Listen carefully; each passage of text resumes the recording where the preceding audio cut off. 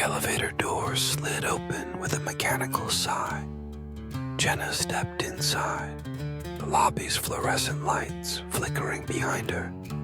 She pressed the button for the 10th floor, but as her finger touched the panel, a faint whisper tickled her ear. She froze. It sounded like her own voice, pleading, "Don't." Heart pounding, she glanced around. She was alone. The whisper came again, this time from the button itself. "Please, not this one." Her hand recoiled, trembling. The elevator jolted, shooting upwards. Each passing floor, the buttons glowed red, one by one, and with each light, another whisper joined the chorus.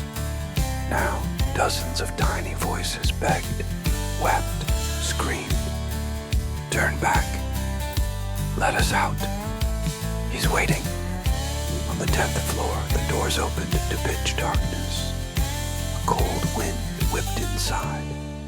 Jenna tried to press the lobby button, but her fingers stuck to the panel, fused by an icy grip. The voices rose in a wailing crescendo as shadowy hands slithered from the darkness, pulling her in. The doors closed on her echoing scream.